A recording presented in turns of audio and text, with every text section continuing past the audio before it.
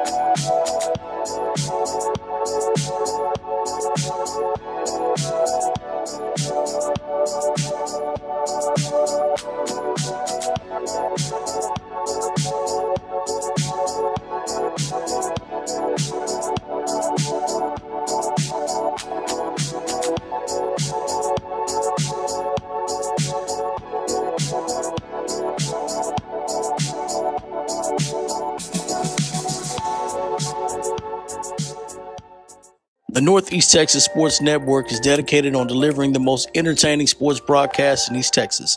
And if you're interested in having your next sporting event streamed live, visit us online at NETSN.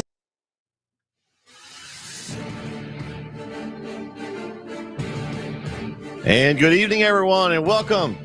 It's week 14 ahead, the regional semi-round bEast from the East show this week. It's your boy, Mr. NETSN, Brett Swinney. Alongside me tonight, my usual partner in crime, K.O. Kyle Owens, and somebody we see every once in a while on this show when he gets a chance.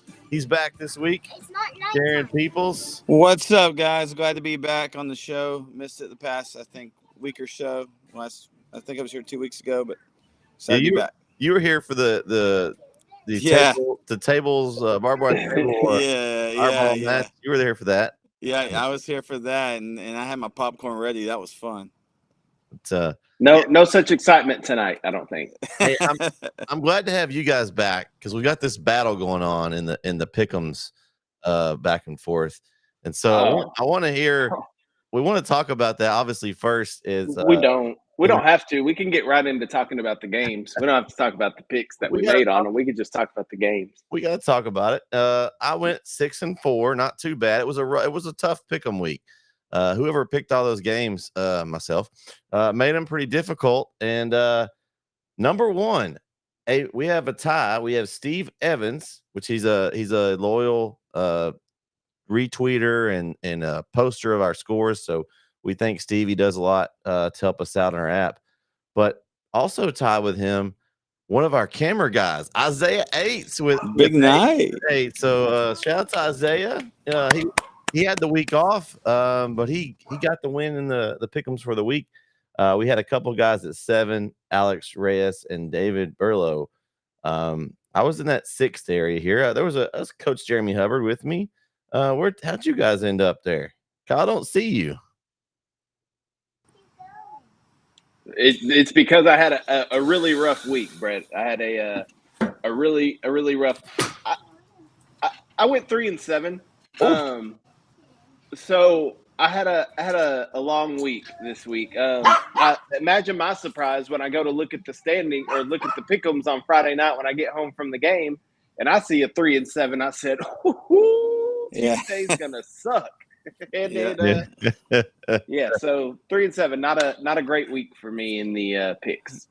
So I shot 50% from the field, and so I had a couple more than Kyle. So I know Kyle passed me after my abysmal week last week, but I'm only 2 behind you, KO. So it's a big week. This could be really make it or break it. So this is gonna be fun. I don't know. I'm looking at. I don't know. You guys are I'm kind of losing track of you back there. I don't know what's going on. I'm not sure. But we'll look at that here in just a second. But man, these games this week, you can tell by the picks, there were some upsets. When you only have 2 people get 8 and then 2 get 7, so you only had 4 people get more than 6. That's it calls for some interesting games. And I mean, it got started from the very first game on Thursday night. We had our show here, our very first ever NETSN zone. It was a lot of fun. And so we had a bunch of people on, but the game we watched all night was this Gilmer-Sunnyvale game, and Sunnyvale upsets Gilmer, knocks the state champs out in round 2. 3 people had Sunnyvale. Shout out to them if they were bold enough to take Sunnyvale. I sure wasn't. Man, just a surprising one there. Yeah, we were, like you said, we were kind of keeping up with it, but I paid more attention to once it really got close because I was trying to do other games too. But man, what a loss for Gilmer. And I saw a stat the other day. I want to say it was 17 years. It snapped a 17-year streak that Gilmer had made it to the 3rd round for at least 17 years. And this is the first time that they haven't. So, I mean, what a tradition over in Gilmer. I didn't expect this. I didn't see this coming because usually Gilmer starts playing better football towards the end of the year. But we were at that Gilmer center game last week where the center defense, which hats off to the center defense, they're playing a lot better, but they shut out Gilmer in the second half. Like, didn't let the Gilmer Buckeyes score. And that's what Gilmer's known for, is their offense. You know, they've been putting up points. And these past 2 weeks have been struggles offensively for Gilmer. And Sunnyvale's got a good football team up there. They're no slouches. So it's unfortunate that the defending state champs fall, but we're going to have a new champion in 4A D2, and it might be wearing red.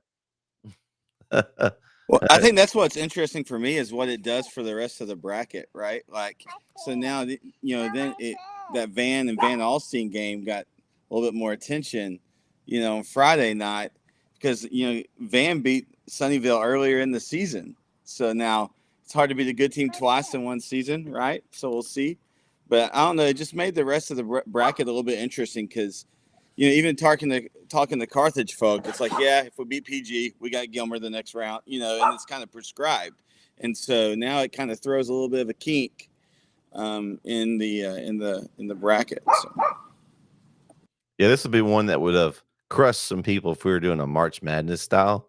Probably would have broken at least a couple of rounds of brackets because you probably had Gilmer penciled in that 4th round game against the PG Carthage winner, and I did. I had them penciled in. I had it Gilmer, Van, and PG and Carthage, and to battle it out that way. But Sunnyvale had different thoughts for us. Okay, well, next up here in our games, we had. Let's see. We had the game 2 is Grandview and Jefferson, another game that was on that Thursday night. And this one wasn't much of a contest honestly, they got whatever they wanted. I guess Grandview started early. They were competing early, but Jefferson runs away with it 62-18. And only 5 people had Grandview. Everybody else had Jefferson. That was a pretty pretty lock pick. I think all of us probably had Jefferson. It may have been Diggs that was one of those 5 had Grandview. I don't know. He's not here, but we'll say he probably had them because he wasn't high on Jefferson. But here we go. They all have their hands full this week. We'll talk about that game in a little bit, but they didn't have any trouble with Grandview in this one. Well, it did worry me at the start because they were struggling with Grandview, kind of like they did with Mineola in that by-district round, kind of almost like a lion playing with their food, just kind of like knocking it around. And then when they get ready to eat, that's when they drop 62 points on you because they did the same thing to Mineola last week. We'll talk about the game coming up later, so I won't get into that. But I think Jefferson, they're doing what they're supposed to do. They're undefeated, and they're finding ways to win games, whether it's struggling in the first half, pulling away in the second, or pulling out a tight one over Tatum at the end of the year, or blowing people out. It doesn't matter. Jefferson's finding ways to win football games, and that is something that has to be commended, whether you're playing, Northwest University or you're playing the Georgia Bulldogs. It doesn't matter who you're playing. A win's a win. So Jefferson's picking up wins at the right time, and they're going to get a chance next week against a very good Malakoff team, and we'll see what happens. I think what's interesting is what's happening in the second half with the Bulldogs. We even saw this when they took on Mineola in the first round, right? That first half was pretty ugly. You had a 10-0 team tied up with a 2-8 team going into the half. But Coach Taylor made some great adjustments and the rest of the coaching staff, and it's kind of what we saw in this Grandview game. Like you said, KO, the first part of the game, it looked like Grandview was kind of playing with the fruit a little bit, kind of had a little bit of a lead. But then Coach Taylor made some adjustments, and then we see what happens. So that's going to be interesting because I think it'll be a little bit of a chess match, come this week. Now, Malakoff's got athletes, right? And Jefferson's had great athletes. I think we were talking about this the other day in one of the booths I was at. But finding a coaching staff that's really puts them in the best spot to succeed, and I think that's what Coach Taylor's done. So I think it's going to be an interesting matchup because I think it's going to be a little bit of a chess match. All right, game 3. This is where I gained on a few people. As the Shelbyville Dragons get the win 75-48, put up a few points in this one. DJ Barnes and company, man, he's just tough to stop, man. Like I said, I saw him earlier in the season, and Kyle, I think that this one's one that you went with Jordan Prince, and Jordan Prince is a great player, but man, DJ Barnes is he's special.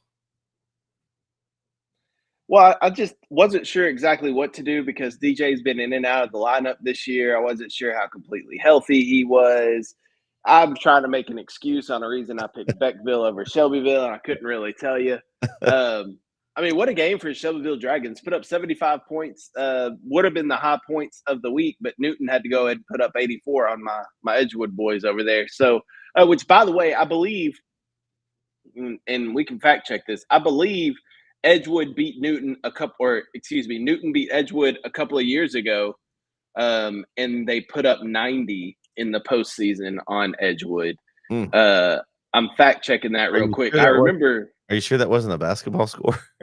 I'm positive it wasn't. It sounds like a basketball score, but it was definitely not a basketball score. I remember.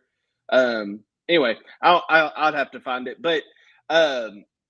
Yeah, it was a great game for DJ Barnes and the Shelbyville Dragons. Really impressed with how they're playing football here recently. It has been a great season for Shelbyville. They slipped up against Joaquin earlier in the district play, but they'll get another opportunity, and Joaquin will get to face Shelbyville with DJ Barnes at quarterback. So we'll see what happens.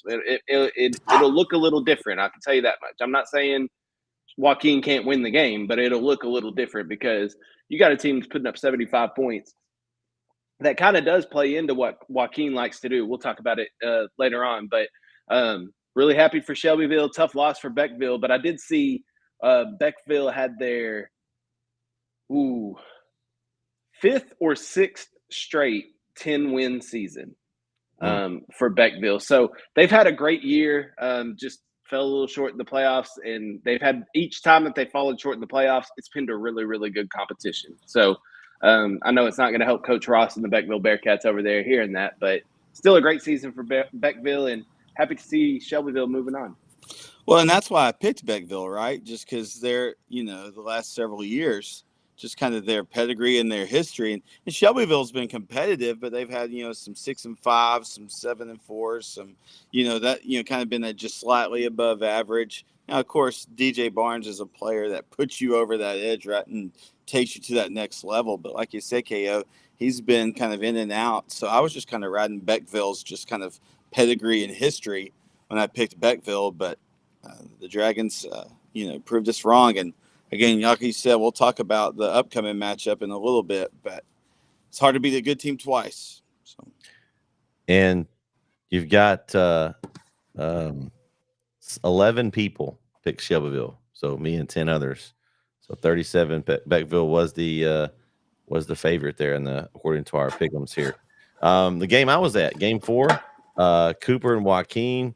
It was a great game. We had a lot of great games that we covered this past week, but this Joaquin team, man, I was just really impressed. They do a great job of doing what they do, and that's pound the football. They played another team that kind of did the same thing with Cooper 2 weeks in a row. They had Centerville last week that liked to run the ball. Cooper as well. Not a lot of passing in this game, but there wasn't a single punt either. So it was everybody. I mean, this week there wasn't the big plays that were last week, but you had some sustained drives. Basically, you had in the first half, you had 5 drives, 2 touchdowns each. The last one ended a field goal just because time ran out. So Cooper was up 17-14.5. And for the second week in a row, Joaquin trailed at half. But they got the ball and took care of business in the second half. And the interesting thing with Joaquin is they really don't have a field goal kicker. They tried a point after once this week. They didn't do it at all last week, and he missed. So that's what's going to be interesting going forward. A lot of these smaller schools, if you don't have a kicker, I mean, you can win or lose a game by making it or not making point after attempts, making 2-point conversions. Didn't hurt them this week, though. Their defense stepped up in the second half and just kind of really put a clamp down on Cooper, only allowing him 1 touchdown. And Joaquin was able to score. They had 3 touchdowns in the second half. So great job by Coach Jones over there and Joaquin to make an adjustment. Now, we talked about a while ago, they're going to get a little rematch with Shelbyville. This game will be different. DJ Barnes will be in the game, and we'll see. But, survived advanced. They moved on, and it'll be different as far as with Joaquin. The first 2 games they've gotten a matchup with teams that like to, line up to run the ball between the tackles, really just, pound the rock. Shelbyville's going to spread out, so it's going to make for an interesting game. But congrats to the Rams for moving on to the 3rd round.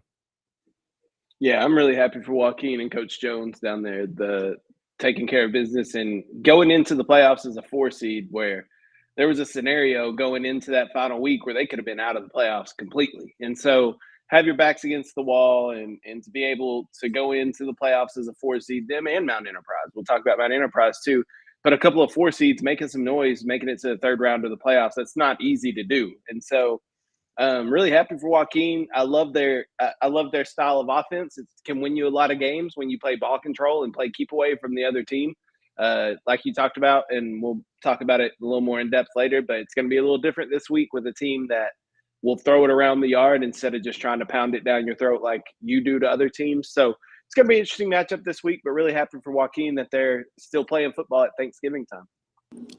Yeah, and don't forget Coach Jones, a first-year head coach, right? I mean, obviously he was a coordinator there, so he's known the kids, they've known him, so stepped right in once Coach Lawson moved over to Wascom.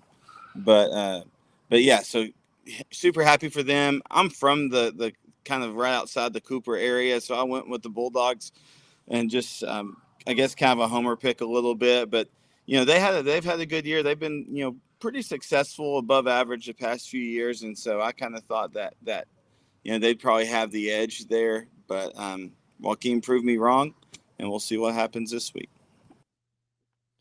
All right, Game 5 was the another upset according to the way of the records and the pick'ems, as Dangerfield was 4 people, and they move on to the next round as they beat previously unbeaten New Diana 42-35 in a great game.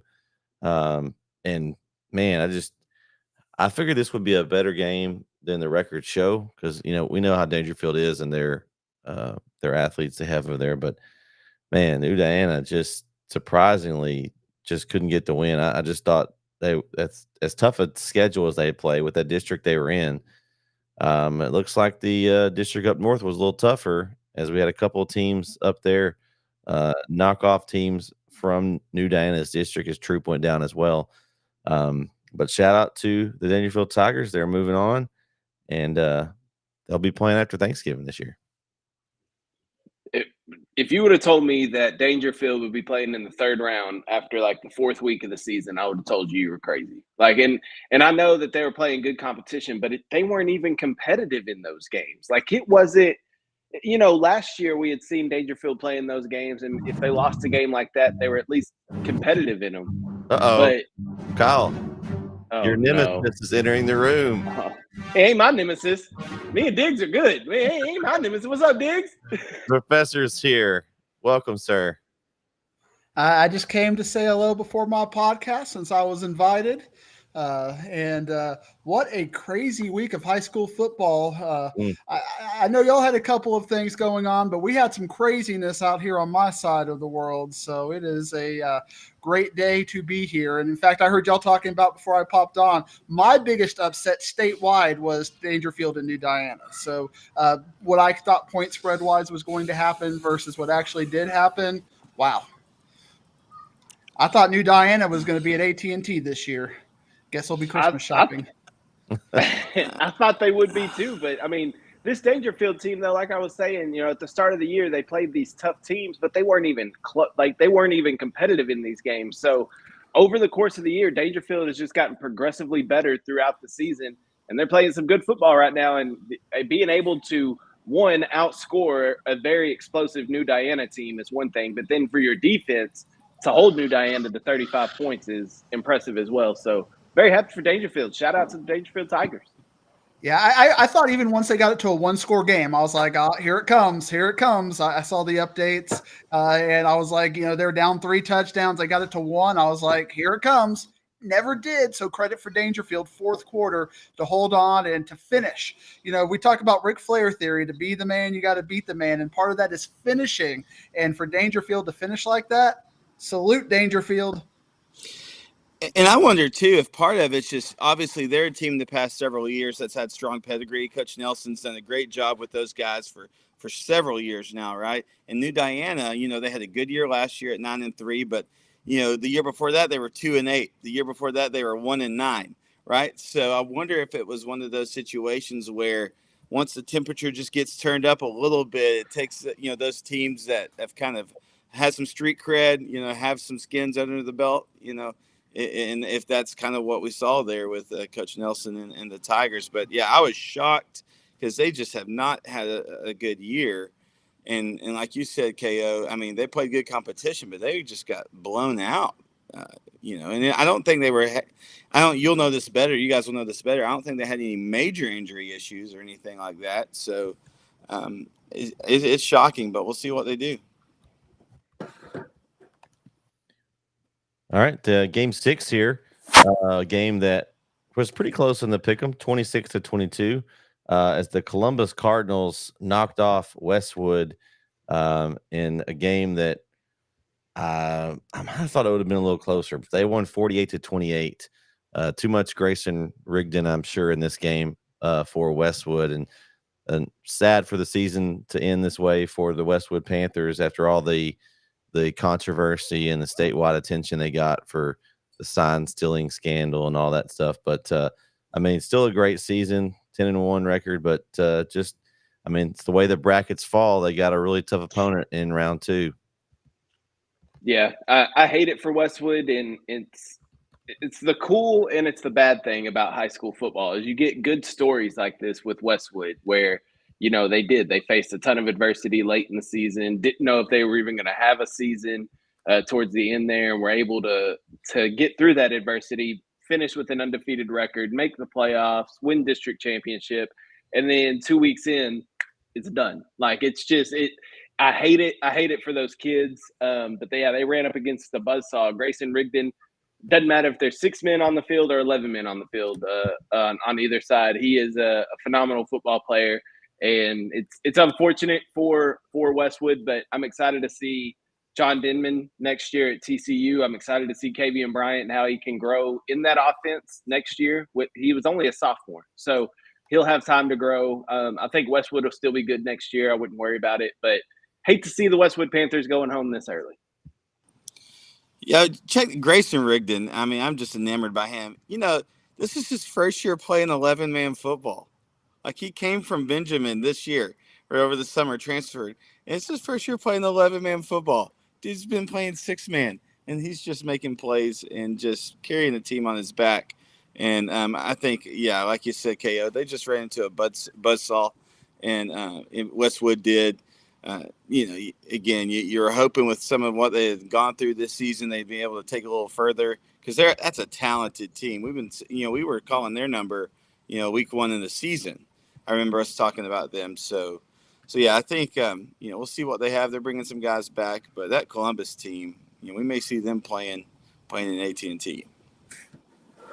Yeah, my partner just called me off. He said it's podcast time, and I know he's also the Houston producer of Inside High School Sports, and he is excited about Columbus because they don't get many small schools in the Houston area that are very competitive. It's just usually East Texas and DFW, and Columbus is the one he's holding on to. Obviously, you have that built-in story with Grayson Rigdon in there, and this is a team that's been there for the last 3 or 4 years and gotten closer and closer, and finally get into that mountaintop. I think it's just bad luck catching them in the second round of the playoffs at the end of the day. But thank you, gentlemen, for having me on for at least 5 minutes. No Full Gear spoilers. I'm a week behind, so I'm always worried about getting with you guys because I don't know what you're going to randomly say. Oh, did you see that? Cody Diggs, Rhodes flipped speaking over of that, Diggs, did you see? I'm just kidding. Somebody did that to me for SmackDown. I haven't seen SmackDown yet. I'm like, you better shut up right now because I don't want to hear. You didn't see SmackDown yet? Oh my goodness! Hey, now SmackDown. Oh, hey, maybe you can catch up and then join us on a show sometime on a wrestling show. Well, now that football season is getting over with, we're getting there. But man, just as a parting thing, 3A Division I Region 2 this week is in fuego with those matchups. You got Malakoff DFW zone in there, but man, it is that is quite the regional semifinal matchup. And what's up, Sunnyvale? I called that over Gilmer, but can they beat Van? All of a sudden, Van is looking like, hey, now we can beat the team that beat Gilmer. Let's go Vandals. They've already done it once this year. So that's going to be fun as well. So y'all got a lot to talk about. I know it's going to be fun, but salute, gentlemen, and we'll see you on the other side. See you, Professor. See you, Diggsy. And thanks, Diggs, for joining us and popping in. Entertaining as always. But man, game 7 here on our list here. DCAB over Troop in overtime there over in Pine Tree. Keith and Jason were on the call over there for that one. And man, what a thriller as DCAB scores. I think they scored with like 12 seconds to go to tie the game and then ended up winning in overtime. Unfortunately for Troop, they had a 4th down in overtime. I don't know if y'all saw the play, but Coach Wells' son there had a wide open reception and dropped it. I knew he was going to get the first, but he may have scored. He was wide open, and that's one that unfortunately for him, he'll be thinking about for a while. And DCAB got it, went in, punched it in, and they win and move on. And that district with DCAB and Dangerfield showing their muscle here as they both move on to round 3. I was really hoping Troop was going to knock out DCAB. I thought they could. And Troop's had a really great season. They've kind of been hard to get a read on at times. They've looked really good at times, and they haven't looked so great at other times. But they played their tails off. I hate it for Brent Wells there to miss that wide open pass. Like you say, he's going to be kicking himself for that, but he's a tremendous football player. He needs to shake that off and move forward. But yeah, I hate it for this Troop team because they had a good season going, and Unfortunately, ran up against a really good DeKalb team. But you said it, DeKalb and Dangerfield, the top 2 seeds out of that other district over there, and they're holding strong in the third round. Could meet in a regional final. So I mean, it was a good year for Troop though.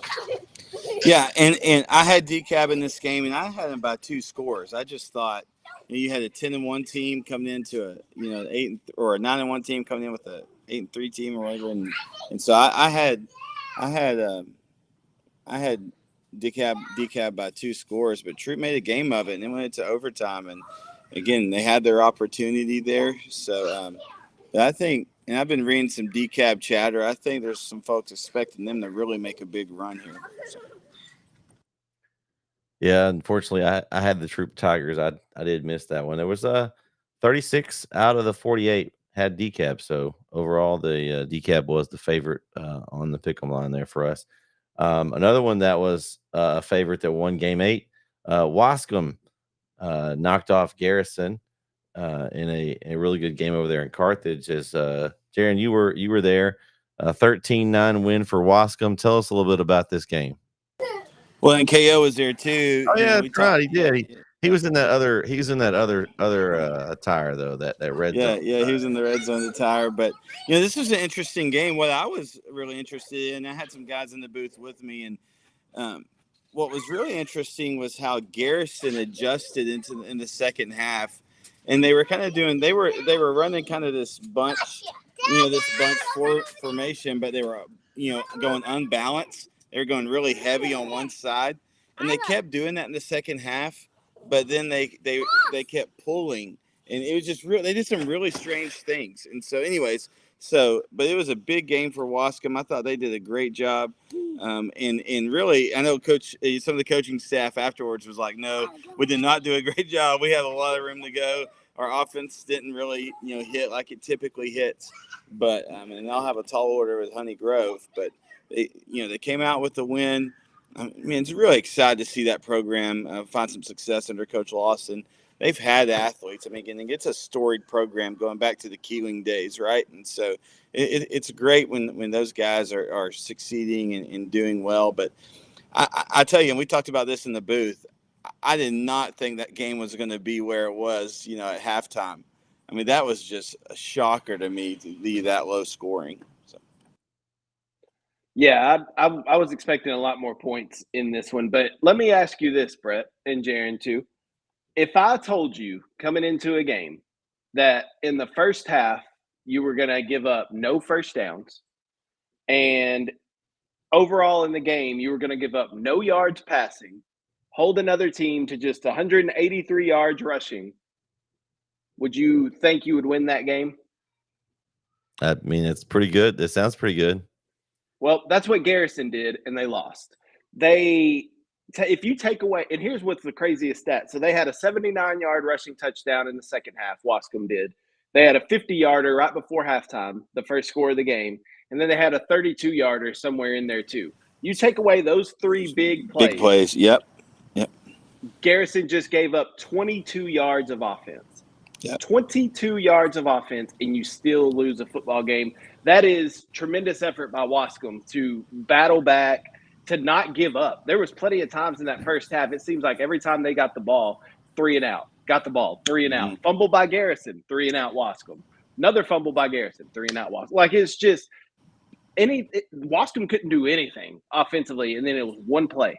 One missed assignment, one brain fart, one play at the end of that half, a 50-yard touchdown run that put them in the lead. And then Garrison fought back, scored, tied the game up.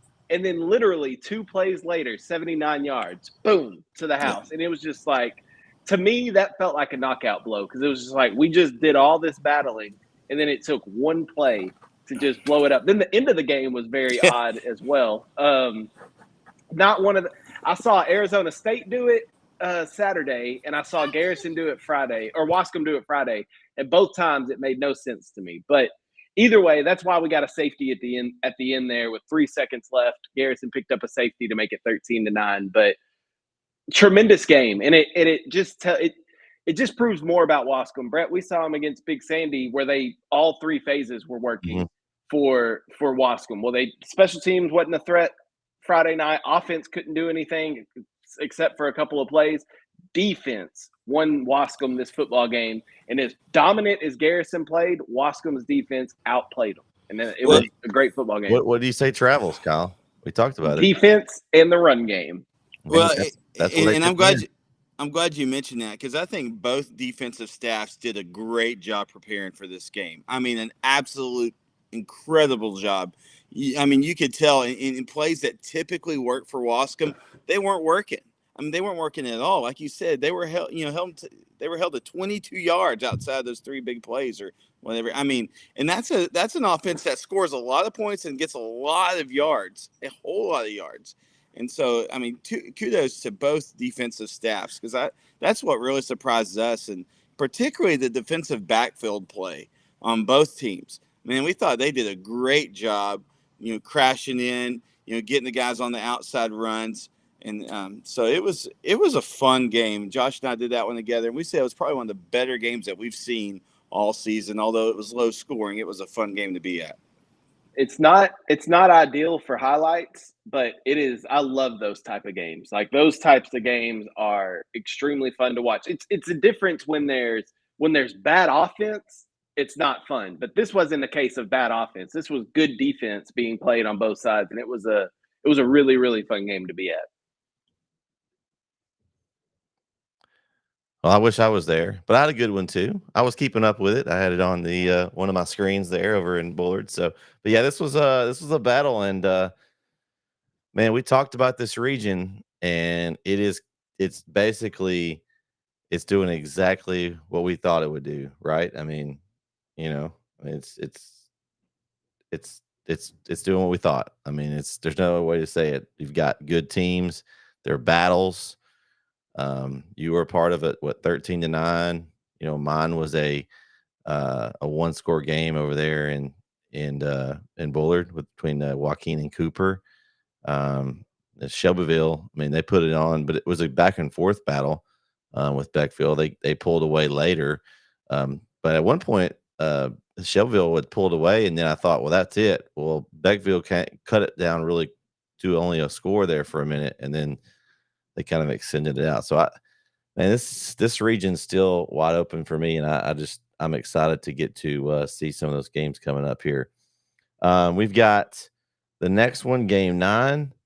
Mount Enterprise takes out Wortham, and they move on. Another 4 seed. We talked about earlier, those 4 seeds, and they move on to the next round with a big win.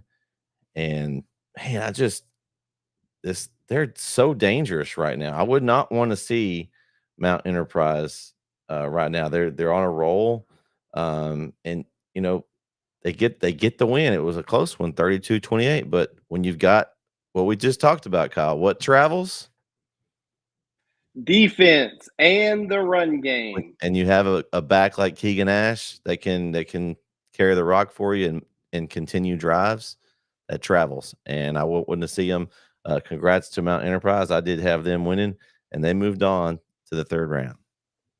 Well, and I don't know if you saw how they won this game, but there was a video that was posted to Facebook. There was about it was the last play of the game, and it looks like they're at their own 32, 33-yard line, and the quarterback is pressured, steps up, just throws a bomb over everybody on the defense that the receiver comes down with and goes in and scores. And that is how Mount Enterprise actually won the game over Wortham. So it was a last-second play, a walk-off win, passing by Mount Enterprise. Not running the ball, but passing by Mount Enterprise. But, yeah, awesome win for Coach Ponder and the Mount Enterprise Wildcats. Excited for them, again, as a 4 seed going in there, proving that 4 seeds sometimes do belong in the playoffs, and they're having a great year right now. And so, I mean, once you make it this far, anything can happen. I don't think once you make it to the 3rd round, you've separated the contenders from the pretenders in my book, and anybody at this point is a viable option to take out somebody else in the region. So this region's wide open for Mount Enterprise as well. And like you said, with Keegan Ash and with a run game like that, they're going to be tough to stop. They're going to be a tough team to stop. All right, game 10. Woodville, Grand Saline.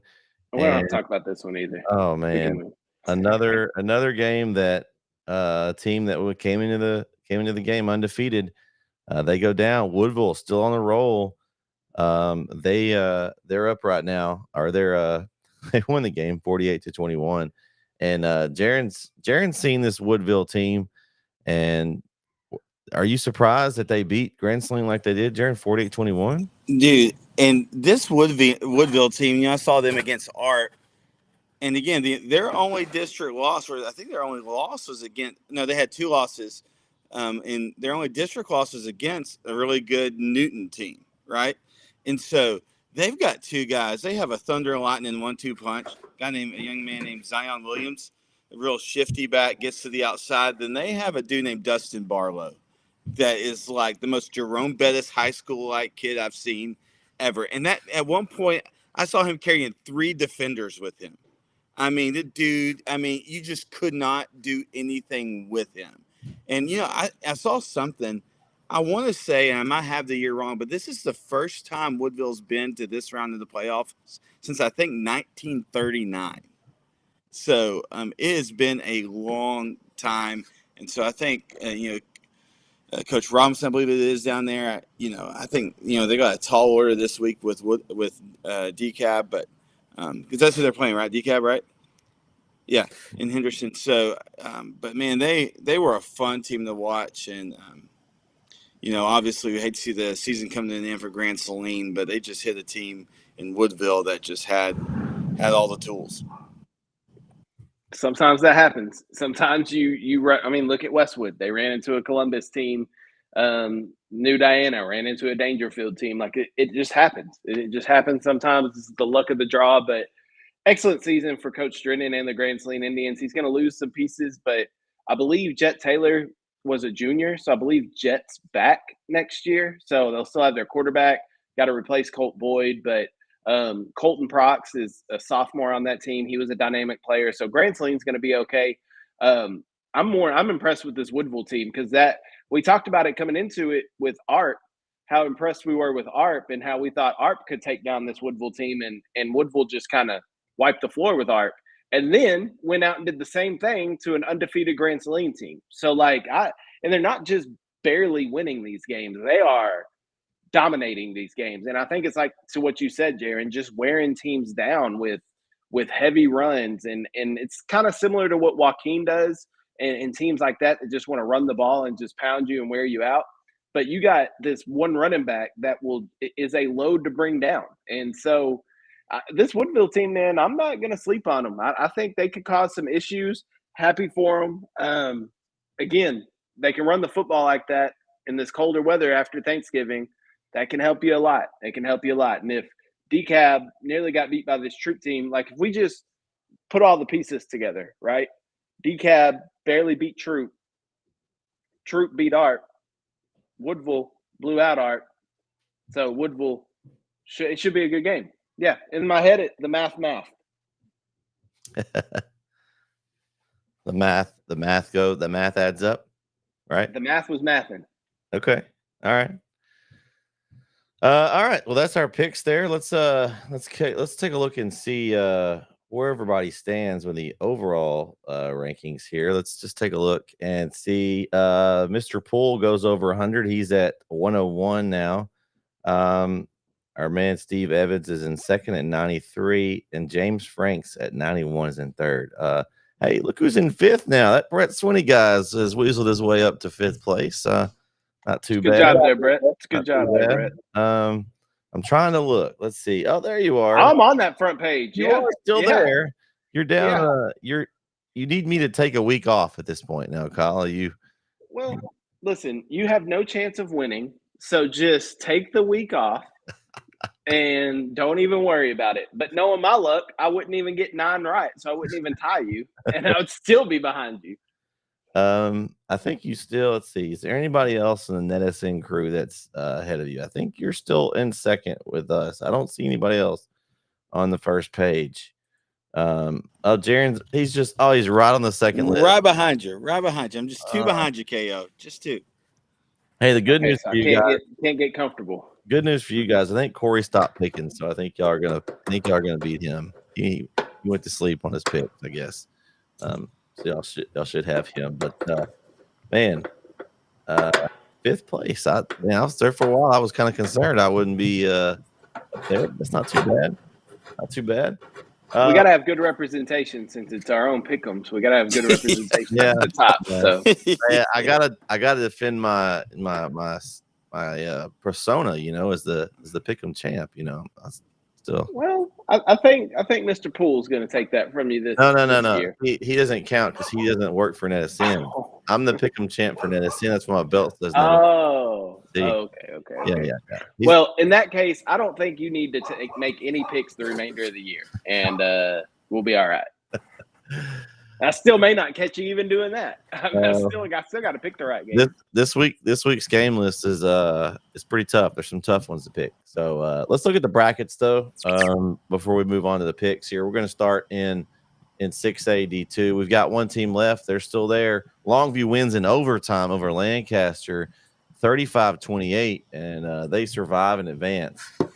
But they better hope that they can slow down Klein Collins as they won 70-21 the week before. So you still have DeSoto looming in this bracket. If you're Longview, you don't want to look ahead, but that could be a juicy regional final there. Let's see. And I don't know. We may be, let's see, 5A D1. Our only team that we had left, fellas, they got knocked out as Lufkin lost to College Station 49-35. Anybody surprised by the new College Station was going to be pretty good, but Lufkin out in round 2. Yeah, really surprised. They won 10 games in a row after losing that week 1 game to Longview by just 4 points. So, I mean, I knew College Station was good, but I really thought Lufkin, again, I guess they got bit by the same bug of running into a really quality team in the second round and not later in the playoffs. But hate it for Lufkin, but they'll be back next year. I'm just glad they had a good season. I'm happy for Coach Quick and the Panthers.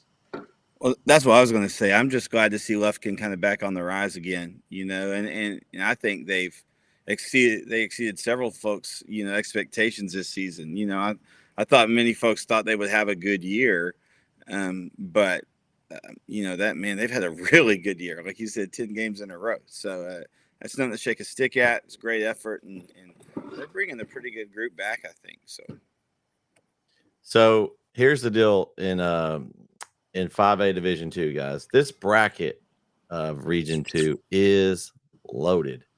5A Division 2, Region 2, you've got South Oak Cliff, you have Marshall, you have Texas High and P&G, all in this regional semis.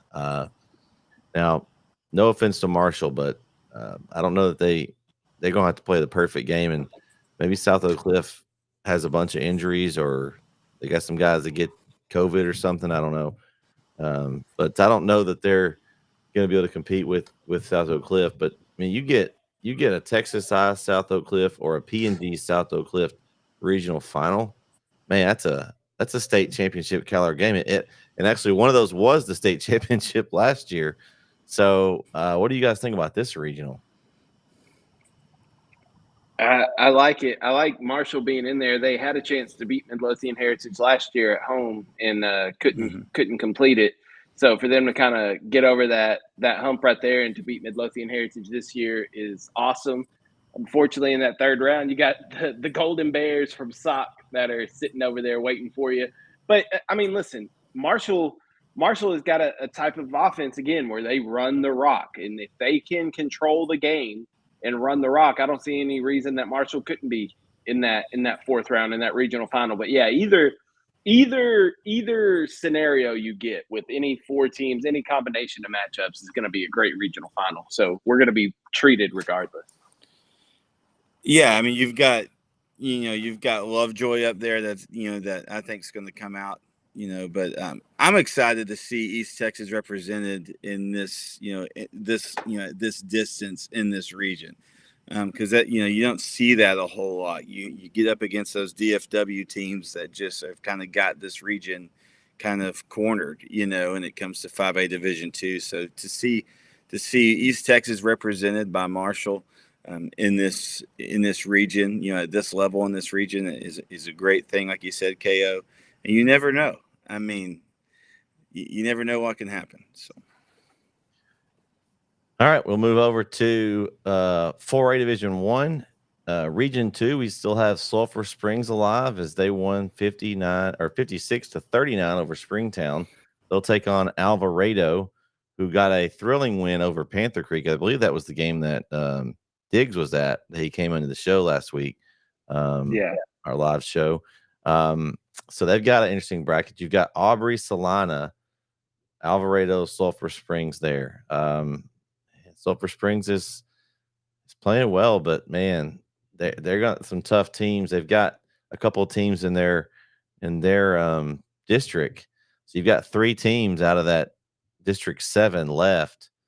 Alvarado out of District 6. So I mean, Alvarado was the number 1 seed out of District 6. So, but I think Sulphur Springs has a chance to maybe get a rematch with Salina or Aubrey. Those guys are going to be beating each other up next round. But I expect Salina probably to come out of this regional, though. I think they've been the best team in this region all year. Well, they're the number 1 team in the state for a reason. I mean, Salina's got a good program over there, but I'm happy for Sulphur Springs, man. As much as it pains me to say, since they knocked me out of the playoffs my junior and senior year, but I am happy for the Sulphur Springs Wildcats. It's good to see some East Texas representation in this one too, because this is a tough region for East Texas to be represented in. So to see Sulphur Springs up there, and sometimes you need other teams to knock out teams for you, and I think it's a blessing in disguise that Alvarado beat Panther Creek. I don't know if Sulphur could beat Panther Creek. It's hard to beat a good team twice, and Panther Creek blew out Sulphur earlier in the year, but sometimes you need a team to take out another team. And I'm nothing against Alvarado, because in order to take out Panther Creek, you got to be good. But if I'm Sulphur Springs, I feel a lot better about facing an Alvarado team that I haven't seen this year than facing a Panther Creek team that already whooped me earlier this year. So I think it works out well for the Sulphur Springs Wildcats. Yeah, and again, this is a team, you know, and you spoke a little bit to their history. You know, they'll have some good years. They might fall off for a year, then they'll come back and have some good years. You know, then they'll fall off for a year. But that district is just insane, right? I mean, you've got Salina, Panther Creek, Sulphur Springs, Aubrey, all in the same district. And so they're proving that they're one of the, one of the juggernaut districts in 4A Division 1 here. And so, kudos to Sulphur Springs for hanging around. Those are the top 4, teams in the in that district, and they're still alive. And so, but Alvarado, we'll see what happens. But I don't know. But kudos to Sulphur Springs. All right, so we've got, let's see, Region 3 here, also with a few East Texas teams. Kyle, your Lindell Eagles couldn't get through that second round, and Navasota knocked them off 56-45 and what was a really good game. I tried to watch it, didn't have much success. It was a little bit tough to watch, but nonetheless, Kilgore will take on Navasota, and Chapel Hill will take on Stafford. Just found out that we did get the Kilgore Navasota game, so we'll have that game for NFHS. So one of the games that we grabbed. I just got those games that we'll talk about as we get to them. But so this is going to be an interesting region. I know Chapel Hill, I'll be driving back down to the Houston area again for the 3rd consecutive week. Kyle, are you driving to make that trip to cover the Bulldogs this week? I will not, no. But they will have they'll be mentioned. Don't you worry. Okay. All right. Make sure you take care of my dogs, Kyle. I got you. Hey, just fun fact. I don't know that, and this might be a fact check thing. Is there any team that's played more playoff games in the last 5 years than Chapel Hill Bulldogs? Okay. I'm just checking. I don't think so. I mean, just missing that one thing, that championship. Maybe Alito or somebody like that, or somebody that's, won the title. But I mean, it'd be hard pressed to find another Three- team that's three- played more. Yeah, they've played 3 games in 5, 5, and 6, and now they're in their third round. So this will be 3 again. So that's over a season's worth of games extra. I mean, it's pretty Insane. ridiculous. And shout out to Coach Reardon and the Bulldogs. I mean, that's an accomplishment. And as they got a little bit of Demetrius Brisbane back last week. So as gets more acclimated, gets more practices under his belt, I only see the stock rising for the Bulldogs. Bad time to play the Chapel Hill Bulldogs.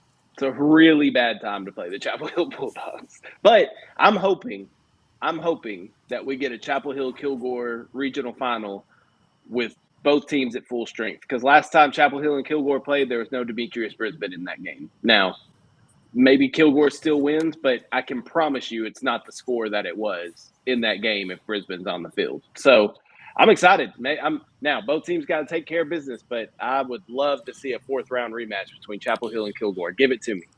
I was hoping to see that Pine Tree Chapel Hill matchup here this week, right? I really wanted to see that game. I was still riding that Shine Tree train from earlier in the season, but they fell to just a 1-point game to a really good Stafford team, right?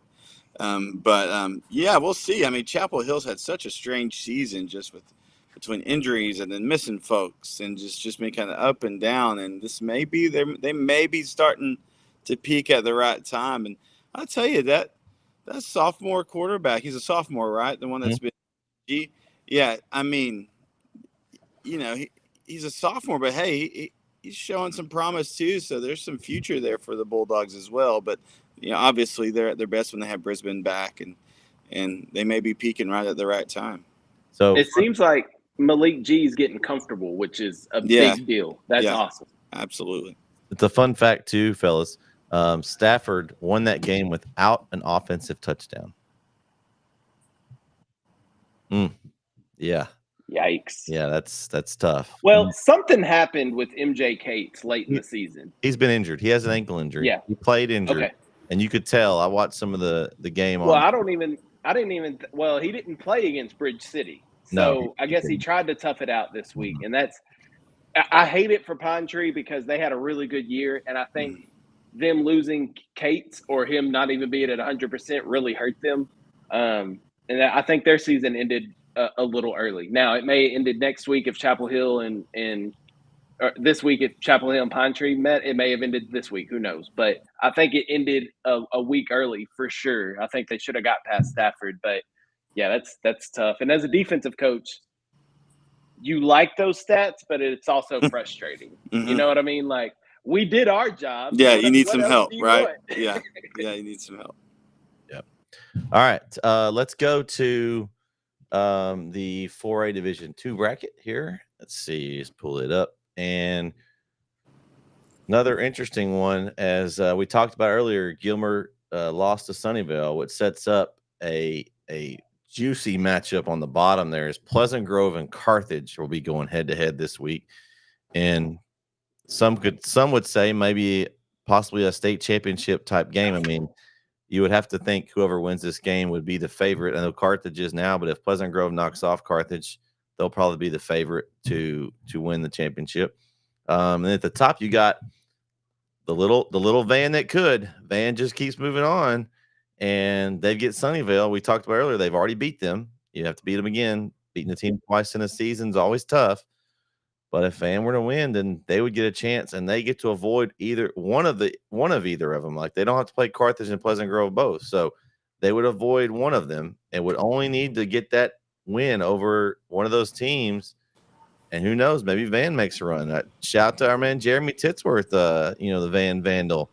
He was all smiles when his Van Vandals got the win the other night, I believe. So, so this is going to be an interesting bracket. Maybe not the bracket that we all thought would be there, but I think 3 of the 4 teams, at least in my eyes, are who I thought would be there. Yeah, I'm extremely happy for Coach Moffitt and the Van Vandals, and being a Lindell Eagle, it also hurts to say go Van. But I didn't play Van in high school, so I don't have as much disdain towards the Vandals as the Sulphur Springs Wildcats. But anyway, no, I'm happy for Van. But yeah, this Carthage PG game, last year it was a phenomenal matchup at Pine Tree, a 34-31 win for Carthage. They scored late in that fourth quarter to win the game. I'm going to be back there this year to get to see that ball game again, so I'm looking forward to that. But yeah, Carthage Pleasant Grove is it's awesome. It's awesome that we get to see these matchups in the third round. Like the day after Thanksgiving, we get to feast on a fantastic football matchup. Well, So and didn't is they that a sell out preview? Pine Tree? Oh, go ahead. I was gonna say, is that a preview, Kyle? Is that the red zone game of the week? Well, the red zone game of the week is no longer a thing because red zone is no Oh, longer going on. okay. So it's not a you're- technical red zone game of but the week, but it's but the if you're- KO game of the week. But if you're there, then my Yeah. red zone game of the week, right? And there will be a story on it. So it's the KO game of the week. This I week. like that. I like that. Yeah. Now, didn't But Jaron, you're right though. It was packed, like standing room only. Yeah. I've never seen Pine Tree as full as it was last year. So them moving it to Longview's Lobo Stadium is definitely a bigger venue. And I was talking to some folks. I think they might get close to capacity.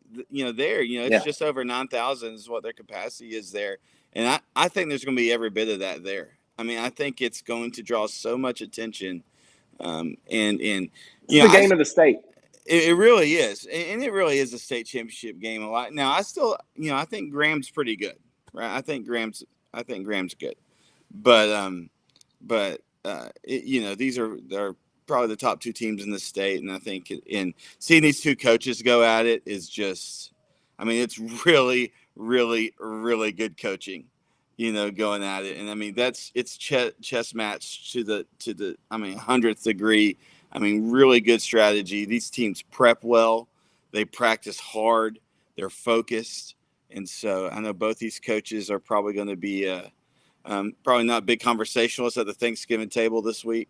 Because they're laser focused on what they got to do on Friday. So it's going to be a great game. All right. Let's go to 3A. 3A Division 1. And Region 2 is, Dig said it, there's some juicy matchups in this region. And I can now say that we will have the Winsboro Liberty Allo game for NFA. Got it. So we'll have that game. Yes, sir. That game will be in Mount Pleasant at 2 p.m. on Friday. But man, the Jefferson Malakoff game is going to be a good one as well. So listen, I think it's Winsboro Malakoff. I do, but I just don't know. I mean, if you could take these four teams, and if whoever wins, I could say, okay, I could see that. I think the main one that would be the upset would be just the defending state champs going down at Malakoff. I think they're probably the heads above favorite just because they've already beaten Winsboro in district play, and the way that they've kind of just been, perceived as the team to beat all year long. So, but I mean, if Jefferson comes out and plays and they win, I give hats off to Jefferson, and maybe they were better than we thought they were. But this is a very interesting region here, fellas. Two great games, I think, on Friday. I'm really not trying to be a hater, okay? But I'm not sure this Malakoff Jefferson game is close. Oh, I don't know if it's close. And that takes nothing away from Jefferson. I think Jefferson's a good football team, but with what we've seen these first two rounds, Jefferson start off slow against Mineola, who won 2 games all year, and then this last week against Grandview, who is down a little bit. They're not the same Grandview team of old. If they come out and start slow against Malakoff, the Tigers may hang 40 on them. They may win by 40 if they start slow. Now, Jefferson comes out here and plays good football from the jump, I think we got a good football game. But if they start slow, I think Malakoff – I don't know if Jefferson's defense is going to be able to contain Mike Jones in that Malakoff offense. Who? That's my only – Mike Jones in that Malakoff offense. That's my only concern. But I think it's going to be 2 great football games, but I think we're getting a Malakoff Winsboro rematch in round 4. Probably so, but I tell you, and I've said, and I talk about him, most weeks I'm on the show. I'm a big believer in Coach Taylor and his staff there. And I think he's a winner. Again, he comes from the PG pedigree. He's no stranger to big games, right? Like he knows how to be a part of winning staffs on these big games. Now, I think it's right. I think your margin of error is essentially zero when you're playing Malakoff, right? So it's not like when you're playing Mineola or even Grandview where you could start slow and still salvage out a win. Mhm. You can't do that with Malakoff. With this crew, they are just that good, and so you're gonna have to play the best football you've played by far all year. Then also have some other things just fall your way, I think, to even have a chance to win this game. But if anybody can do it, I do think it's Coach Taylor and his crew. And then that Winsboro game, that Winsboro team, I covered them. Jeremy and I did this past week, and first time getting to see them live. For one, Camden Capehart is a beast. When they get him the ball, like you can't catch that guy. You cannot catch that guy. It's ridiculous. Now he didn't have that many plays. They didn't really. I'm say they didn't really need it, But when he caught the ball, the plays that he had, you ain't catching them. I mean, he is impressive, super impressive. And that linebacker core for Winsboro and that defensive line, they are nasty. They will wreak havoc on anybody that they play. So I was super impressed with that Winsboro team. All right. We talked about it. The lone team, or actually the two teams that were still alive in Region 3. We talked about Diboll and Westwood. They both were knocked out this week. We didn't mention, but Franklin beat Diboll 34-14. And so East Texas representation. But that region is still really good. You talk about, pedigree-wise, Franklin is always really good. You got Hitchcock there. They play each other this week. Then you got Columbus looming up top. That's going to be a tough team coming out of Region 3. And I would expect, just looking at this, I think the Region 3 winner is the favorite to move on that side of the bracket, even down to Region 4. And so I could see the Region 3, Region 2 matchup in the state championship game, as I think the powers run through those two, in my opinion, just from looking at the bracket there. All right. 3A Region 2. Or 3A Division 2 Region 3, excuse me. This is a region that we've covered a little bit this season. And I can now say that we have the Woodville DCAP game on Friday night for NETSN. So we were going to look to try to grab the Dangerfield Newton game, but they're playing Louisiana, fellas. And, I didn't feel like anybody wanted to drive over to Natchitoches, Louisiana. So, hey, I tell you, though, they're playing at Turpin Stadium. And I did a game there one time when the elevator was broke. I had to carry stuff up. This is the most steepest bleachers I've ever seen in my life. It almost killed me. I really almost died, I think, falling down those bleachers. So, yeah, I'm good with not going to Turpin Stadium again. Okay. All right. Well, I was going to send you, since you were the Louisiana guy, that would have been defaulted to you, Jaron. Yeah, I'm good. I'm good. But this region right here, man, these two matchups are also really good ones, man. You talk about, if I'd have said Newton Dangerfield earlier in the season, we talked about earlier, I don't think that I'd have been like, oh, Newton's going to win this by however many they want. I still think Newton may be the favorite, but Dangerfield, man, they're winning right now, and all you got to do is get wins. They're experienced. We saw them last year in the playoffs. They've got playoff experience. So if I was Newton, I wouldn't overlook Dangerfield right now. And then you got a Woodville team that put up 49 and 48 points in the first two games. They just seem to be rolling their defense, holding teams to about 15 or 16 points a game in the playoffs, going up against a DCAB team, which they hadn't had any trouble until they got to Troop. Troop gave them a game, but they fought back and didn't quit.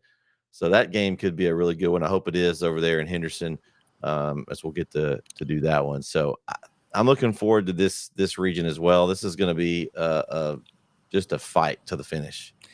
I think that DeKalb and Woodville game will probably be one of the better games we see this week. I think you're going to see blows thrown the whole game. I think it's going to be nasty. I think it's going to be dirty. I think it's not dirty in the sense of like, extracurricular stuff. I mean, just hard earned yards, right? Just ground and pound. I think it's going to be a really good physical game, and I think it's going to be a great game. The thing about Dangerfield and Newton is you got two, pretty historic programs, right? With strong, good pedigrees. I mean, Newton, we know they've been around for a really long time. And so, and Dangerfield, has as well, not long ago was in the state championship game. So, I think that's a really good game as well. Yeah. I think it's going to be a fun region. I mean, I'm not picking against Dangerfield with the way that they're rolling right now. I understand Newton's put up a ton of points, but this Dangerfield team's different. So I'm not picking against Dangerfield. Then that Woodville DeKalb game, I think you're right, Jaron. I think it has a chance to be one of the games of the week, with just I think the quality of teams that there are there. So yeah, it's going to be a fun region to see play out as well. All right, let's move down to 2A, Division 1, and then we got Region 3. We've got a couple of games here to talk about. We got Honeygrove and Wascom, Shelbyville, Joaquin. I can say now that we do have the Shelbyville Joaquin game on NETSN. Yeah, we've got that one, and man, these two games are going to be really good. I've any four of these teams could win this region. I'm just going to say, like, I wouldn't if you drew a name out of the hat and you said, okay, they won the region, I'd be like, okay, I can see that. Like, I think it's going to be an interesting matchup between Shelby and Joaquin. We get a real rematch. Wascom and their athletes and the way they can win multiple facets, I think it's going to be tough. So we'll see if Honeygrove is able to handle that task. But man, this is going to be a great region. I think for that Honeygrove Wascom game, again, being from that area close to Honeygrove, know some folks there. They throw the ball a lot. They're more of a spread team. They haven't seen a rushing attack like Wascom, and Wascom hasn't seen a throwing attack like Honeygrove has. So I think, again, this is going to be a test for the defensive coaching staff, and whichever coaching staff and defensive unit executes the most and the best at the highest level wins that game. I think Wascom could win it, but I'm feeling like it's going to be Honeygrove. But you never know. And it's going to be hard. I know we're not necessarily picking right now, but I think Shelbyville is going to have that game. I mean, I know Joaquin's playing really well, but I think with DJ Barnes, it's going to be a tough match for Joaquin. Another fun region, fun region that we've talked about all year long, and it's kind of getting down to the nitty gritty now with just 4 teams left in the region, and all very 4 quality football teams that are left in this region too. So, I mean, you got 3 district champions and then a 4 seed hanging in there with Joaquin that actually beat the district champion. So, I don't know, man. It's gonna be a fun region to watch. I'm excited for these matchups, both these games. I think Shelbyville Joaquin is going to be a good one. It's going to be interesting to see how that game looks this time around. And then I know Wascom struggled last week offensively, and Honeygrove's got a really good defense, so it's not going to get any easier this week for Wascom. But I just think that may have flipped a switch for Wascom, that they may have figured something out, that they won a tight battle. Not saying it's going to get any easier, because it's not, but I like what Wascom's doing right now. I like Coach Lawson. I like what Wascom's got going on. Yeah, I think this is it's going to be interesting to see how it goes. Moving down to the last classification here, 2A, Division 2, the little guys, littlest 11-man teams. You've got in Region 3 2 great matchups. Grapeland and Overton versus Fremont and Mount Enterprise, and I'd be glad to announce that we got both of those matchups here on NETSN. So completes our games that we'll have. And so, man, Overton or Grapeland played a great game early in the year. Overton won by 5. You've got Mount Enterprise right now, which is a dangerous 4 seed as you're going to see as they get their best player back that they lost in the middle of the season in Keegan Ash. And I know we're on repeat, Kyle, but, running the ball. I mean, if you can run the football and play defense, you can be successful. Mm-hmm. So I expect these two matchups to also be really, really quality matchups. Man, and y'all know I talk about him, Brett. I think I wear your ear out on Coach Lamance and the Overton Mustangs. I think they're doing such a great job, and beating Mart is a really, really, really, really big deal. I know Mart. They lost. They dropped the last week. I forgot who it was. Goldwaite, I think. As they dropped the last week of the regular season, but Mart is, for over 10 years has been one of the just perennial giants, right, in 2A ball. And so to defeat them in the way that they did by a field goal, right, by Furlow, is just, I think it was just an awesome, awesome win for that community and that team. So I think they are riding really, really, really high right now. And Uncle Mo is sitting in their corner, and we'll see what happens. But, again, we've said it several times tonight. It's hard to beat a good team twice. And so that Grapeland team is no joke. That same Grapeland team, if I remember right, didn't they beat Mount Enterprise by quite a bit, earlier in the season, I think, if I remember that right. And so, yeah, I think that's fun. I'm glad to see those 3 East Texas teams representing well. Y'all know I love me some 2A ball. And I think it's going to be a good weekend for it. I think it's another fun region that we've talked about. I've been high on this Grapeland team ever since I saw them go to state in 7-on-7. Like, I have been on this Grapeland bandwagon. I love Coach Lamance over there at Overton too, though. Like, that's the thing. I think this Coach Wood, one of my favorite coaches. Coach Lamance is a great coach over there too. Going to be a good matchup, and it's hard to beat a team twice. We talked about it all night long, and Overton's getting a second shot to try and beat Grapeland again. 5-point game last time they played. I think it's even closer this time because it's in the playoffs, neutral site, and all the intensity that's on the line. But that's an exciting matchup. I think I'm more excited for that one. But the Bremont Mount Enterprise, Mount Enterprise is looking there. Why not us? Why not? Why not us now? And so, especially getting healthy at the right time come playoff time. Chapel Hill knows a little bit about that, getting healthy at the right time. So, I'm excited for this region to see how it plays out as well. It's going to be another fun one. All right, let's pick some games, guys. Let's pick 10 really good ones here this week. You guys should be able to pull that up now. Officially been released to you guys. We're going to start over in Henderson and Joaquin and Shelbyville in a rematch of district foes. Man, DJ Barnes is a difference maker. I think he's the difference in a win and a loss, and that's why I'm going with the Shelbyville Dragons. I think there's the problem with Joaquin. I've covered them the last 2 weeks. This will be 3 weeks in a row that we've had them, but Coach Jones and they do a great job.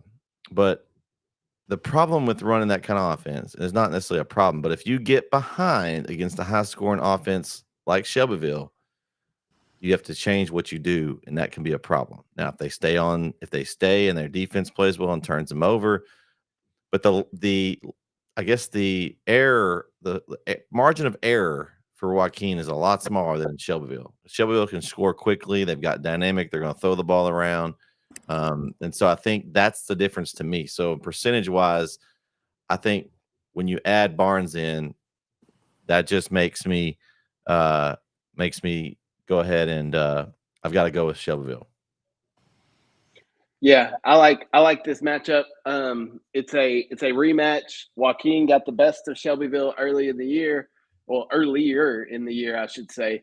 But I think I'm just going to take Shelbyville in this one, man. And that's nothing against Joaquin. I think Joaquin's got a great football team, but Joaquin didn't get Shelbyville at full strength, and they're getting Shelbyville in the DJ Barnes experience this week. And I don't know if Joaquin's going to be able to handle the full DJ Barnes experience. Now, there is a way they can win this game. If they can play keep away and keep Shelbyville's offense off the field. And when Joaquin has the ball, drive down the field 3 yards here, 4 yards here, 2 yards there. Just methodically drive the ball down the field and make sure you capitalize on those possessions.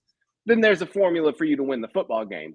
But if you get behind Shelbyville by a couple touchdowns, I find it hard pressed for Joaquin to come back when a game gets like that. So gonna need to keep it low scoring, I think, and gonna need to keep it close so they can continue to run the ball. If they get in a situation where they have to start dropping back and throwing it, that's not Joaquin football. So, but I'm taking the Shelbyville Dragons in this one because of DJ Barnes.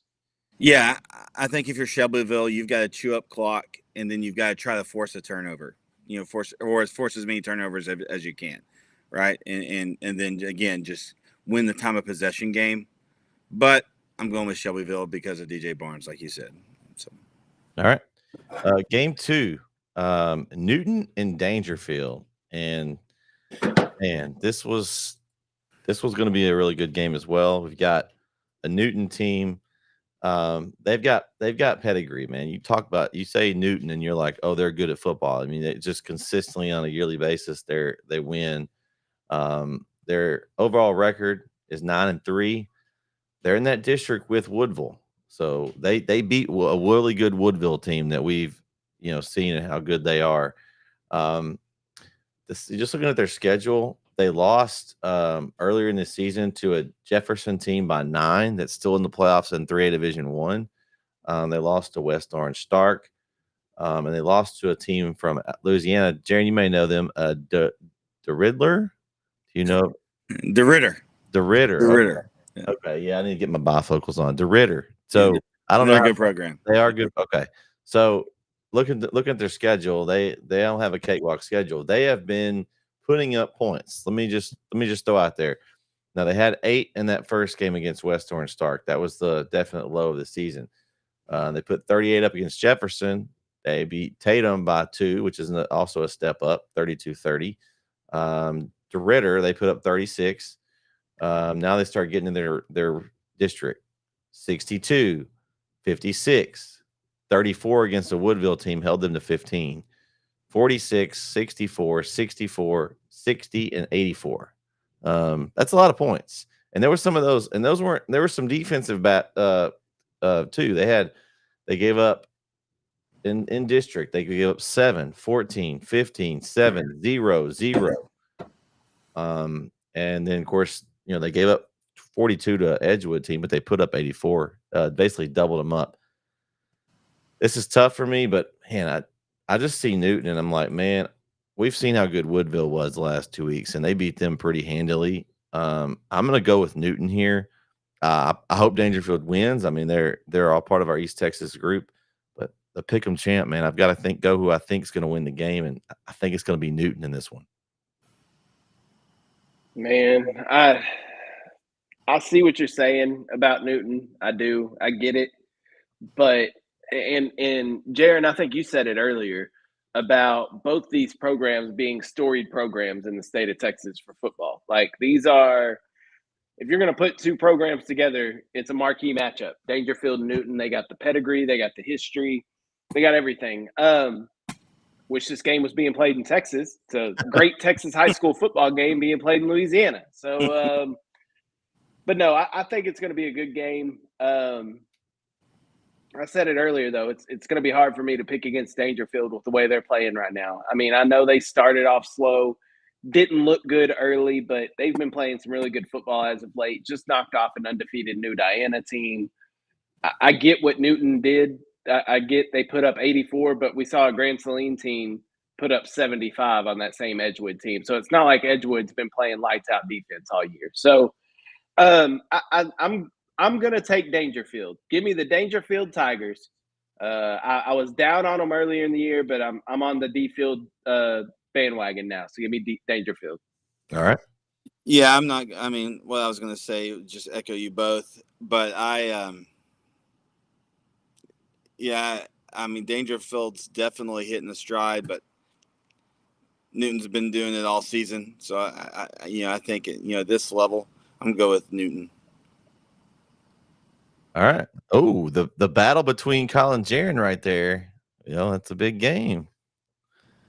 All right, game 3. Pleasant Grove and Carthage. Big matchup here in East Texas. Probably will be a sold out Lobo Stadium or pretty close to it.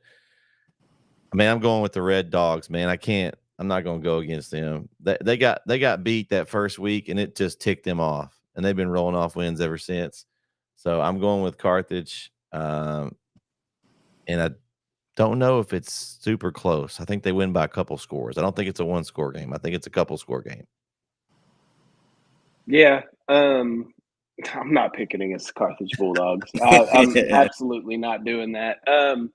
Until they get beat, like I'm not doing it. And so, yeah, you said it though, Brett. They lost that week 1, and they haven't had a close competitive game since. That's partly my fear, is that they haven't had a close game since week 1. So I have a feeling this game's going to be tight. How do they respond? But it's Carthage. They've won 9 state championships. I think they can respond pretty well in adverse situations. So, yeah, give me the Carthage Bulldogs. I do think it's going to be a really close game, and I think Lobo Stadium is going to be absolutely electric Friday afternoon. If you don't have anywhere else to be, go to Longview, Texas, Lobo Stadium. This will be the game to be at. But I'm not picking against Carthage. Give me the Bulldogs. Yeah, so here's the deal, guys. I mean, and every coach, every folk they'll tell you, you take it 1 week at a time. You see, you focus who's next. But they've been eyeing this game all season, right? I mean, this is it, right? I mean, they know it. They've known it, barring something just crazy happening. They are super laser focused. I'll just tell you, they are laser focused. And now I think it will be close. I'm with KO on that one. Because PG does PG things. Well, I didn't say it was a blowout now, guys. I just said a couple scores. I don't think it's a one. I don't think it's a one-score game. I think Carthage wins by 14 at least. You might get me on 10, but I think I'm probably more in that 7 or 3 range. Just because PG, I mean, they had that weird thing against Paris, week 1 or early in the season, whatever that was. But besides that, they're rolling. So, yeah, Carthage all the way. All right. Game 4, a battle of unbeatens, the Jefferson Bulldogs and the Malakoff Tigers. Man, give me Mike Jones and the Malakoff Tigers in this one. I just think who? Mike Jones. I'm taking the Malakoff Tigers. My hope in this game is that Jefferson comes out and plays with the intensity that they've been playing with later in the game, the 4 quarters. I want to see a full 4-quarter game from Jefferson and put them against a good Malakoff team and see what happens. Like, I want to see that. I'm with you. I hope it's a close game. I really do. But this Malakoff team, man, they're a different animal. I just from the eye test, I saw Malakoff against Winsboro, and I saw Jefferson against Mineola. So 2 completely different opponents that the teams were facing. But Malakoff's got the state's longest win streak. Like I'm not picking against Malakoff. Somebody's going to have to play a near perfect game to beat them. And Jefferson hasn't put together those perfect games in the first 2 rounds. Now, maybe they put it together Friday, but I don't see it happening. Give me Mike Jones and the Malakoff Tigers. Mike Jones and the Malakoff Tigers. My heart says Jefferson. My head says Malakoff. And I've got picking credibility on the line here. We're too close. So I'm going to have to go with my head and go with the Tigers. No. Go with your heart. No.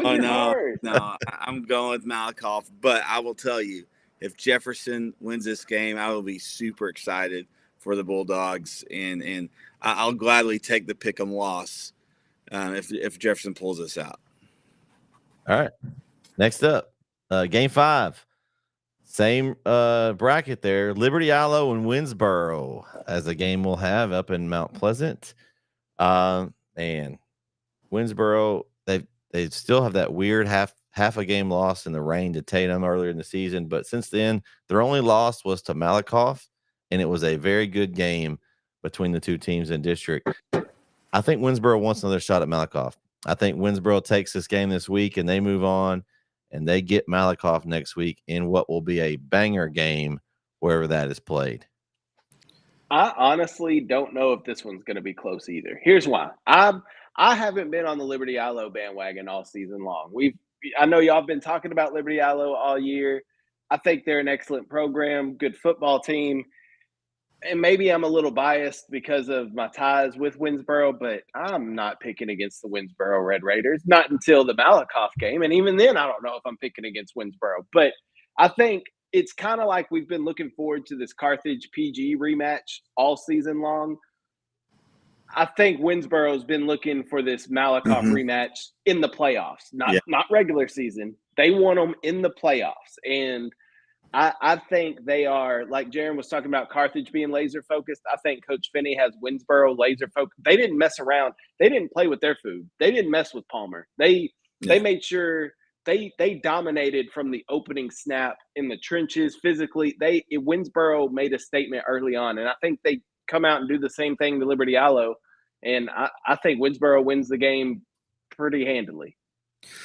Yeah, I mean, and obviously I've known Winsboro is good. I saw them in the basketball regional last year. I called that regional last year, so a lot of the same guys, on that crew, on the football field. But seeing them this last week, I mean, my eyes were as big as silver dollars half the game. I mean, they're just a good squad, and yeah, they win. Malakoff wins. That matchup is going to be, again, maybe not as quite as many folks, just, as maybe the Carthage PG game, but I think on that level for sure of just a dogfight game that will be exciting to watch. So, I'm picking Winsboro. All right. Game 6, Bremond and Mount Enterprise. And another game we'll have, man, I'm going with Keegan Ash and Mount Enterprise, man. Right now, they are clicking on all cylinders. They've gotten the 2 wins in the playoffs so far. I think they make it 3, and I think they're looking like. And we didn't talk about this while ago in the bracket, but one of the surprises to me was this game isn't Mount Enterprise and Lovelady. We talked about how good this district was. Lovelady. They got beat pretty bad by this Bremond team last week. It wasn't like it was a 1-score game. I was really surprised. I think that's a break for Mount Enterprise, and I think they take advantage of it, and they get to move on and play the winner of Overton and Grapeland. This one's an interesting one to look at. I like Mount Enterprise. I'm a big fan of Coach Ponder and Keegan Ash. When you look at Bremen's losses to Grapeland, who's in that same district with Mount Enterprise, and Mount Enterprise lost to Grapeland 44-0. No Keegan Ash in that game, though. And Bremond lost to Grapeland 44-32. So then you got Mart on there too, that Bremond lost to by 6, but Overton just beat that Mart team by 1. And that Goldthwaite team that beat Mart, Bremond beat 75-47. All that to say, I have no clue what's going on here. Flip your coin. Flip your coin. Yeah, but I have no ties to Bremond. I talked to Coach Ponder preseason. Give me the Mount Enterprise Wildcats, baby. Yeah, so we talked about the head and heart thing a while ago. When it's as convoluted as what you've just explained, KO, I think you just have to go with your heart because, I mean, there ain't no way of your head making sense of what could happen there. So, and they're an East Texas team, and I don't always ride that, but I'm going to ride it on this one. Let's go with Mount Enterprise. All right. Game 7. Also a game we'll have. Same bracket. Overton, Grapeland. This one's tough. We've covered Overton a little bit this year. And what they can do on offense is impressive. That of course they beat a Mart team, which is, Mart's another one of those programs. You just say Mart and you're like, oh, they're good at football. I think that was the first Mart, and I don't know what's going on in Mart. There must be something going on because there's a couple of weird. We had the game at the end of the season where they lost a goal weight, like it was like 46-0. They just something's not right over in Mart. I don't know what it is, but Overton says we'll take that win. and I think they move on. I think they knock off Grapeland. What Bryce Steele and that offense can do. I've seen it in person. I've seen them. I know they beat Grapeland only by 5 earlier in the year, and it's tough to beat a team twice, but I think Overton does it, and we get a Mount Enterprise Overton regional final. Listen, I know what college you go with. I know where your vote's going. I love Overton, man. I do. I think what Coach Levance has done over in Overton has been fantastic. Here comes the butt. Go ahead. I really like this Grapeland team, though, man. I know. I'm a big fan of the Sandys team. I do too. And like I said, this game could go either way. I've seen the Mustangs in person this year, so I have a little bit of I've seen them. Yeah, and I saw them against Carlisle earlier in the year, so that was my only time I got to see them in person. And I saw Grapeland against Alto earlier in the year too, so that was my only time to see them. Listen, I preach on here defense and running the football. So it would be hypocritical of me to not pick the defense. And I think Grapeland has a stronger defense. I know they gave up 41 in district play to Overton, but after that, they gave up 6, 0, 0, 0, and 13 to finish out the regular season. What that means is, Kyle, that Overton does something that Grapeland struggles with, possibly. Or Grapeland figured something out after the Overton game. So we're going to find out. We're going to see what happens here, but I'm taking Coach Jordan Wood and the Grapeland Sandies to beat Kyle, Overton. I have a feeling this could be another game you and Jaron disagree on. I just have this feeling. Got to go with the O. I'm telling you, I love this Mustang football team. And again, and Jaden Edwards didn't even have a huge night the other day in the win against Mart. You know what I'm saying? And he's still got some left to cook with. Bryce Steele is a beast, and I'm telling you. And Gabe Miller, he's been a little quiet the last few weeks. I think he's ready for a breakout game offensively. He's been doing great on defense. Freshman kids who is legit. So, Justin Weir, it was real crucial for them. I don't know. Again, it's hard to beat a good team twice. I know, and Grapeland has a good defense, but this Overton team, even last year with what we saw, they were special. They beat the team that they ran up against, the buzzsaw that knocked them out last year. I mean, that was a victory to ride on, and I'm telling you, I think get out of their way because they're riding the train. And just being, just knowing a little bit from that community and talking to some folks, they are pumped. That community is unified. They're ready to make some noise. So go with the Mustangs. All right, game. I won't be upset if I'm wrong on that one. I will not be upset. If Overton goes out and wins, I will be – I got my Overton green on. I'm happy for the Mustangs. Sure, make that Overton green. Yeah, I'm sure that's what that's for. All right, game 8. Honey Grove and Wascom in a great matchup there in the 2A Division I regional.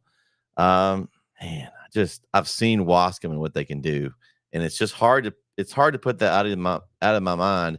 Kyle, I know you saw the same performance against Big Sandy, just the way they do everything well. Special teams, defense, offense. They can run the football, which we talked about how that travels. I think it travels and puts them on, and I'm gonna predict a Wascom Shelbyville regional final. Okay. All right. Sign me up for that. No, I think Wascom's a very good football team, and they've proven all year that they can win in any way they need to. You need us to score 60 points, we can score 60 points and win a game that way. You need us to win a defensive battle 13-9, we can do that too. You need us to make some special teams plays, see Big Sandy, we can do that too. I think Wascom is a complete football team. Honey Grove has a really, really good defense, but they also are very similar to what Wascom just saw with Garrison. Honey Grove's going to run the football. That's what their plan's going to be. So Wascom, if they can play defense like they did against Garrison, I see no reason Wascom can't go out there and win this game. If they rely on, they're kind of like a home run hitter. They rely on those big plays. So they may strike out. We saw a bunch of 3 and outs. They may strike out 4 times up to bat, but that 5th time at bat, they're going to hit one over the wall, and it could win them the game. So I'm going to take the Wascom Wildcats in a close one Friday night. Okay. All right. So here's the deal here.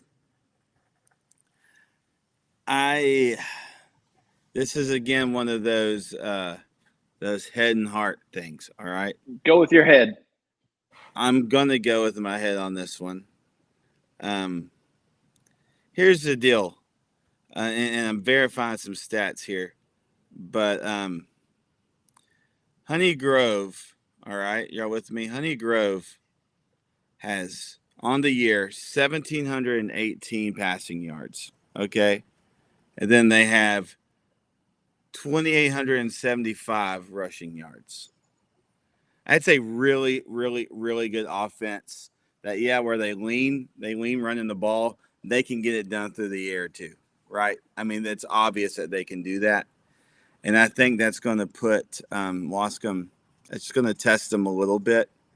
And again, I may have to put a paper bag over my face in East Texas for a little bit because my heart says Wascom, but my head says Honey Grove, and so I'm going with the Warriors. Okay. It's another one I can gain right there.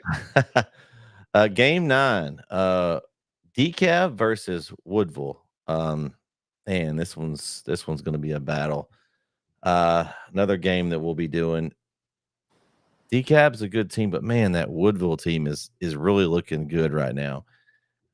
They got a loss earlier in the season to Newton, which I saw what I saw out of Newton. I feel like again that district is a little stronger. I think now they may surprise me, and DeKalb and Dangerfield may win, but just by looking at, I'm going with Woodville. Man, they're playing hard right now. They've got a really good defense, and they can put the ball in the end zone. Got almost 50 points a game in the playoffs right now. And DeKalb, they played a Troop team hard, but they were trailing in that game. Like it wasn't like they went out and just handled Troop. Like Troop was ahead until the very end. So I'm going with Woodville. They've just been the more consistent team in the playoffs. I like what they're doing. I think they move on to the next round. Yeah, give me the Woodville Eagles in this one.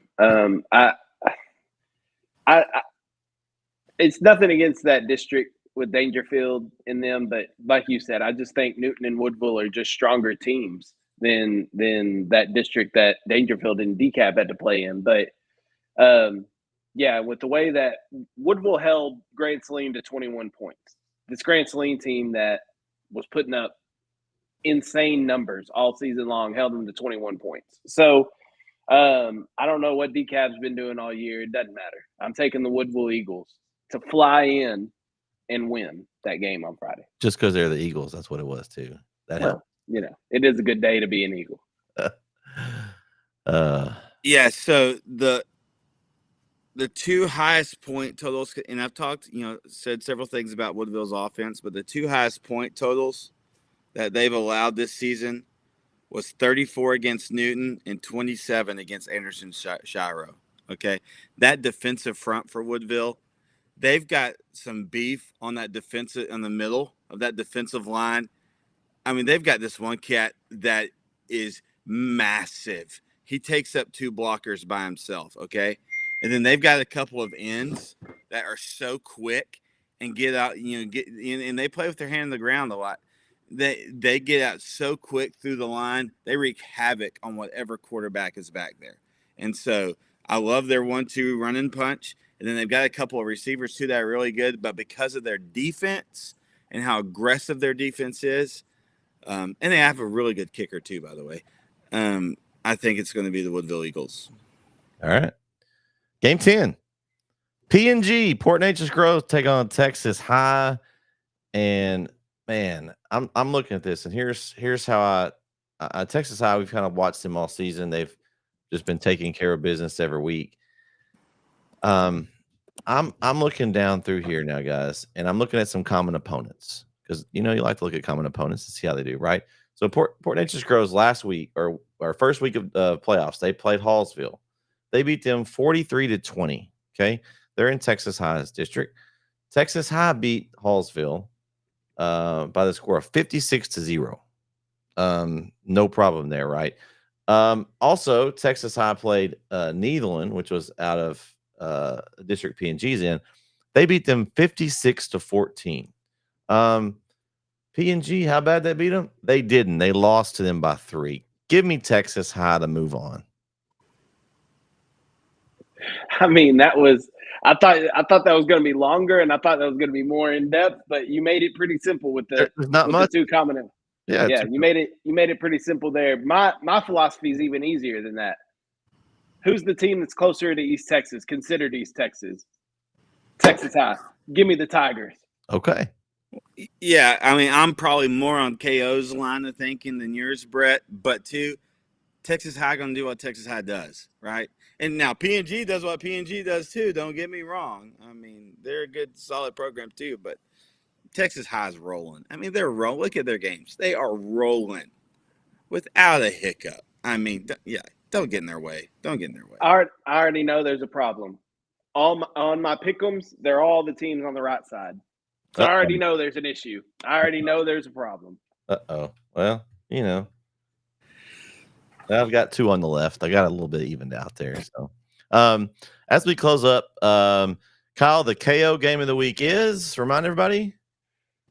The game of the state, the Carthage Bulldogs and the Pleasant Grove Hawks at Lobo Stadium in Longview, a 2 p.m. little Friday afternoon feast. 2 p.m. kickoff at Lobo Stadium. You can catch highlights from KLTV. And if you follow me on Twitter at the Kyle Owens, like it says right there. If you follow me on Twitter, then I will have updates throughout the game. So, yeah. All right. Or check out that NETSN app as well. Hopefully someone will be updating the score. Well, you can update the score there, but you can see how the score was made on my Twitter. Right. Go to NETSN and check the score, and then go to my Twitter, and you can see how the score was made. Are you going to have it on video like Brandon Ogden? Have you perfected? I try. Listen, I have not perfected that. I've tried. It's hit and miss. I don't know how he does it. He is so good at that. He is. Like, I don't know how he does that. It is freaking difficult, but I'm doing my best. But you may not get video, but you can at least see text of who scored and how they scored. That's good. That's good information to have. There you go. Well, we've got 6 games on the network. They'll be on NFHS this week. As I guess you sound like you got the Joker laugh or something down there, Jim. Dude, I just didn't think we were going to get that many. I mean, I know we put in for some more, but that's a good haul at this level. We did pretty good. We did good. Yeah, at this, and I was getting nervous because it had taken so long to hear. I was like, man, did we get anything? Yeah, but we just got to figure some scheduling out to make it all happen. Yeah, I don't know if we cut some people in half or whatever. We can make it work. But we'll have the Winsboro Liberty Islo game in Mount Pleasant. We'll have a double header in Henderson, Joaquin, Shelbyville, and Woodville DeKalb. We'll have the Kilgore Navasota game over in Corsicana, the Bremond Mount Enterprise game in Crockett, and then the Overton Grapeland game in Athens. Those will be where our NETSN crews will be. Don't know where everybody's going yet because I'll have to figure all that stuff out. But that's where we'll be this week. So if you find our broadcast on NFHS, it will be the NETSN quality that you're used to. So hopefully you'll enjoy those and get to relax on the Friday after Thanksgiving. I don't know what else is there to do besides high school football. It's high school football Thanksgiving Friday, man. It's kind of been started a tradition over the last couple of years for us, and it's a lot of fun. I feel weird at the day after Thanksgiving if I'm not at a high school football game. Like it just doesn't feel right if I'm not at one. Yeah, it is. It's going to be fun. Yeah, I'm excited again. We'll talk out where everybody's going to go. It's going. I'm glad that we have a team that can cover this many games and do it well. Not all the broadcasts, on NFHS, sometimes it's hit and miss, but what we produce is good. I'm glad we have a team that can do that, and excited. It sounds like it's going to be a really good week for us. And wherever we're at, we're going to see some good football. So. That is very true. It's very true. That's going to do it for tonight's episode of bEast from the East. Again, check us out on NFHS on some of our broadcasts this week. Get your pick'ems in. The pick'em challenge is wrapping up. Only a few weeks left to catch that person you're trying to chase. Or if you don't get your picks in, you could fall behind. Just ask Corey Marshall. For KO, Kyle Owens. For Jaron Peoples, I'm Mr. NETSN Brett Swinney signing off. We'll see you next week right here on bEast from the East. Have a great rest of your evening and a great Thanksgiving and weekend. Good night, everybody.